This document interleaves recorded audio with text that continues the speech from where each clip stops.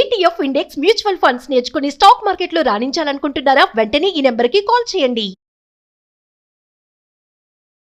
అమ్మ నమస్కారం. నమస్తే సంగీత. అమ్మ పెళ్లిళ్ళు పెళ్లిళ్ళలో ఎలా ఉంటదంటే ఒక అబ్బాయి మాట వినడు తల్లిదండ్రులది, చాలా మొండిగా ఉంటాడు వాడు.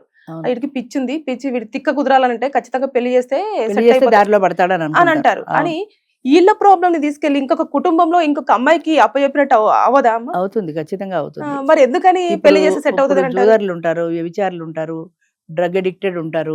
వీళ్ళకి పెళ్లి చేసేస్తే తగ్గిపోతుందని పెళ్లి చేస్తారు. తగ్గుతుందో లేదో కానీ ఆ అమ్మాయి జీవితం నాశనం చేస్తున్నాం అనుకోరు. అక్కడ ఏంటంటే వాళ్ళ స్వార్థమే వాళ్ళకి ముఖ్యం.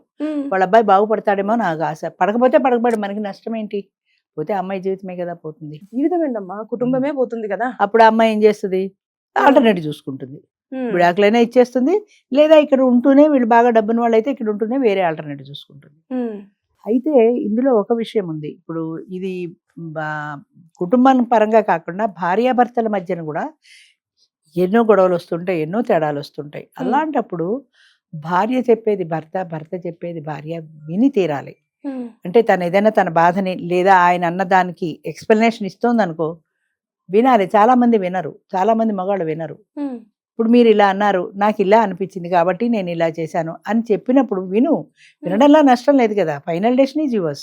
నీ అభిప్రాయం నువ్వు చెప్పచ్చు, తప్పలేదు. కానీ అమ్మాయి చెప్పేది వినాలి కదా. నువ్వు నాతో వాదించుగానే వెళ్ళిపోతారు. అంటే తల్లిదండ్రుల మాట వినని పర్సన్ ఇప్పుడు ఇక్కడ వింటాడేమో అని వాళ్ళ ఆశ.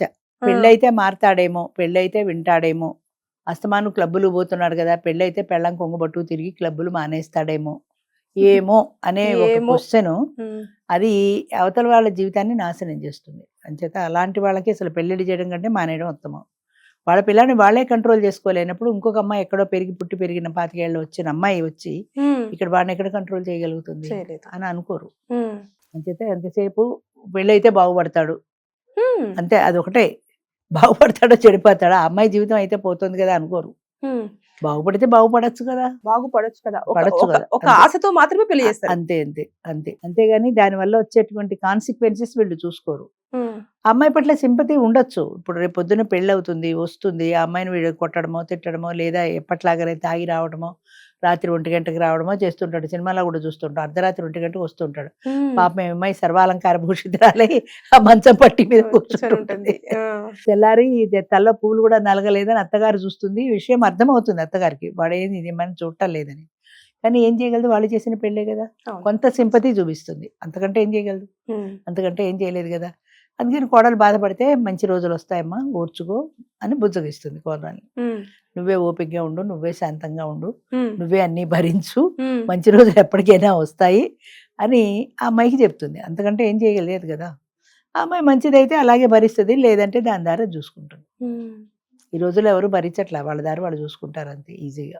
ఈ రోజుల్లో అయితే భరించడం చాలా కష్టం. అదే అందుకనే ఆల్టర్నేటివ్ చూసుకుంటారు. అంటే 1 రోజు 2 రోజులు చూస్తారు, నాకు నచ్చట్లేదు, నాకు అతనికి సెట్ అవ్వట్లేదు అని చెప్పేసి ఇంట్లో చెప్పడం, వెళ్ళిపోవడం, డైవర్స్ చేసుకోవడం, ఇంకో పెళ్లి చేసుకోవడం చేస్తారు అంతే. అంచేత ఈ తప్పు ఒప్పు భరించే ముందు వాళ్ళకి ఎలాంటి అలవాట్లున్నా వీడు పెళ్లి అయితే బాగుపడతాడు అనే నమ్మకంతో ఆశతో పెళ్లి చేసి ఇంకొక జీవితాన్ని నాశనం చేయకూడదు. మీకు చేతనైతే మీ అబ్బాయిని ముందు మీరే కంట్రోల్లో పెట్టుకుంది, అమ్మాయి వచ్చి ఏం కంట్రోల్లో పెట్టగలుగుతుంది అని వీళ్ళు కంట్రోల్లో పెట్టుకోగలరు. వాడికి ఎలాంటి అలవాట్లు ఉన్నాయో తెలియదు, తీసుకెళ్లేసి సెట్ అవుతాడని చెప్పేసి ఆ అమ్మాయికి అంతేకాదు. ఇంకా కొంతమంది పేరెంట్స్ ఉంటారు, నీ కర్మ అలా రాసి పెట్టుంటే మేమేం చేస్తాం, నువ్వే తెలివైన దాని అయితే వాడిని గుప్పెట్లో పెట్టుకుందాం అంటారు తేలిగ్గా. వాడు మీ గుప్పెట్లో లేకే కదా అమ్మాయికి ఇచ్చారు. ఆ అమ్మాయి ఎలా గుప్పెట్లో పెట్టుకోగలుగుతుంది?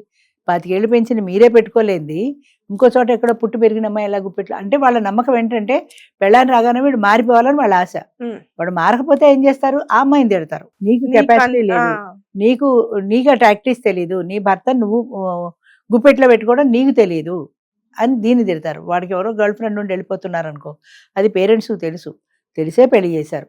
అంటే వీళ్ళ ఉద్దేశం ఏంటంటే ఈ అమ్మాయి గుప్పెట్లో పెట్టుకుని వాడి గర్ల్ ఫ్రెండ్ని వాడు వదిలేయాలి అని మీరు అనుకున్నారు. కానీ వాడు వదలాలి కదా, అలా అనుకోరు. నీకు తెలివితేటలు లేవు, దానికి ఉన్న టాక్టీస్ నీకు లేదు, అది ఎలా గుప్పెట్లో పెట్టుకోగలిగింది మాటలు వస్తాయి అనే తిడతారు. అదే చేశారు కాబట్టి వాళ్ళతోటే ఉండు, నాతో నీకు సంబంధం లేదు అని అంటారు. అంతే అంటారు. కానీ ఆ అమ్మాయి తప్పేంటి అనేది ఆలోచించరు. నువ్వు ఎందుకు గుప్పిట్లో పెట్టుకోలేకపోయావు, అదెలా పెట్టుకోగలిగింది, సాయంత్రం అయిపోయి దాని దగ్గరికి ఎందుకు వెళ్ళిపోతున్నాడు, నీ దగ్గర ఎందుకు ఉన్నట్లా, కొత్త పెళ్ళానివే కదా, నువ్వు అని లైన్లో పెట్టుకోలేదు, ఇది నీ కర్మ, నీ చేతకంతాను, నీ అసమర్థత అని అని అన్ని ఎన్నెన్ని అనాలో అన్ని ఈ అమ్మాయిని అంటారు. అసలే బాధతో ఉన్న మనిషి దానితో ఇంకో 2 అభాండాలు ఈ అమ్మాయి మీద వేసేటప్పటికి ఇక తట్టుకోలేకపోతుంది. తట్టుకోలేకపోతే ఈ రోజుల్లో ఆల్టర్నేటివ్ ఉంది, పుట్టింటికి వెళ్ళిపోవడం, అమ్మ నాకు సుఖంగా లేదన్నాం, డైవర్స్ ఇచ్చేయడం, మళ్ళీ ఇంకో పెళ్లి చేసుకోవడం. ఒక బుక్ ఓపెన్ చేసినంత ఈజీ అంతే అయిపోయింది. ఈజీ అయిపోయింది, చాలా ఈజీ అయిపోయింది డైవర్స్. ఇప్పుడు అసలు కోర్టులు కేసులు చూస్తే ఎన్ని కేసులు ఉంటున్నాయో డైవర్స్ కేసులు, చాలా కేసులు చాలా ఎక్కువ ఉంటున్నాయి, చాలా ఈజీగా. అండర్స్టాండింగ్ లేకపోవడము, అంతే. కుటుంబంలో ఉన్న విలువల గురించి తెలియకపోవడం వల్లనే తెలుసుకోవడం అంతే ఇవన్నీ కూడా జరుగుతున్నాయి. జరుగుతున్నాయి. అవును, ఆల్టర్నేట్ ఎప్పుడైతే దొరికిందో ప్రపంచంలో, ఇందాక చెప్పినట్టుగా ఈ వాళ్ళు కూడా ఏమంటారు, పోన్లేమ్మా వచ్చేసాయి, హాయిగా విడాకులు చూసి ఇంకో పెళ్లి చేసుకుందు కానీ సలహా ఇస్తారు. వాళ్ళు కూడా అంతే కదా, పూర్వం అంటే కష్టమ సుఖమా నువ్వు అక్కడే భరించాలి, నువ్వు పుట్టింటికి రావడానికి వీల్లేదు, ఇలాంటి కంట్రోల్ ఉండేవి. ఓ 40-50 ఏళ్ల కిందట, నువ్వు వెనక్కి రావడానికి వీల్లేదు, నీ చావో రేవో అక్కడే, చచ్చినా అంతే బతికినా అంతే అని అక్కడే అనేవాళ్ళు. ఇప్పుడు అలా అంటలా, పోన్లేమ్మా వచ్చేసే మేము ఉన్నాం కదా, హాయిగా విడాకులు తీసేసుకో ఇంకో పెళ్లి చేస్తాం అనే భరోసాని పేరెంట్స్ కూడా ఇస్తున్నారు. చూస్తూ కూతురుని అక్కడ తీసుకెళ్ళి అక్కడ అది ఆత్మహత్య చేసుకుంటే జీవితం అంతా బాధపడాలి కదా, అంతకంటే తగ్గి తీసుకొచ్చేసి ఇంకో పెళ్లి చేస్తే బెటర్ కదా, దాని బతుకుది బతుకుతుంది అనుకుంటారు. వాళ్ళ అమ్మాయి సంక్షేమం వాళ్ళకి కావాలి, వాళ్ళ అమ్మాయి హ్యాపీనెస్ వాళ్ళకి కావాలి. పెళ్లి చేసాం తెలియలేదు, ఇప్పుడు ఆ చేసిన తప్పుని దిద్దుకుంటున్నాం అనుకుంటారు అంతే. అందుకని అది ఆ బాండింగ్ అనేది మొదట్లోనే రావాలి భార్యాభర్తల మధ్యన, ఆ బాండింగ్ రావాలి, ఆ ఎఫెక్షన్, ఆ లవ్, ఆ కన్సర్న్, ఇవన్నీ స్టార్టింగ్ నుంచి రావాలి. ఆ వచ్చిన దాన్ని చివరి దాకా ఇద్దరు నిలబెట్టుకోగలగాలి. మొదట్లో స్టార్టింగ్ లో బాగానే ఉంటుంది, ఆ తర్వాత తగ్గిపోతాయి. ఇందాక చెప్పారు కదా, ఉల్లిపాయల వాసన వస్తున్నట్టు తర్వాత తగ్గిపోతాయి. ఆ తగ్గకుండా నిలబెట్టుకోవాల్సిన బాధ్యత భార్యకి భర్తకి ఇద్దరికి ఉంది. చాలా మంది భర్తలు ఏమనుకుంటారంటే నాకేంటి మగాడిని, నాకే సంబంధం, నిలబెట్టుకోవాల్సిన బాధ్యత దాన్నే అనుకుంటారు. కానీ ఇద్దరికి ఉంది. అంటే వాడు ఏంటంటే నేను మగాడిని, నేను ఇంకో పెళ్లి చేసుకుంటా అనే చాయిస్ ఉంది. కానీ ఇప్పుడు ఆడదానికి కూడా ఉంది, ఇది వరకు లేదు, ఇప్పుడు దానికి కూడా ఉంది, అది కూడా ఇంకో పెళ్లి చేసుకుంటది. కానీ మీ ఇద్దరి మధ్యన పిల్లలు పుడితే వాళ్ళు నాశనం అయిపోతారు, సింగిల్ పేరెంట్ తో బతకాల్సి వస్తుంది వాళ్ళు. అంచేత అలాంటివి లేకుండా ఒక కుటుంబం అనేది ఎప్పుడైతే పెట్టారో దానికి జాగ్రత్తగా ఉండాలి. పిచ్చి కుదురుతుందనో, లేకపోతే గాడిలో పడతారనో, లేకపోతే నా మాట వినట్లేదు కాబట్టి అక్కడ వింటారనో, పెళ్లి చేసుకుంటే వింటాడు అనేది ఎంత హంబకం, అది గ్యారంటీ లేనివి, అదేదో చీకట్లో రాయడం లాంటిది. అంచేత ఇంకొక జీవితాన్ని నాశనం చేసే బదులు చేతనైతే మనమే కంట్రోల్లో పెట్టుకుని, కంట్రోల్కి వచ్చాక పెళ్లి చేస్తే బాగుంటే బాగుంటారు అంతే. Thank you.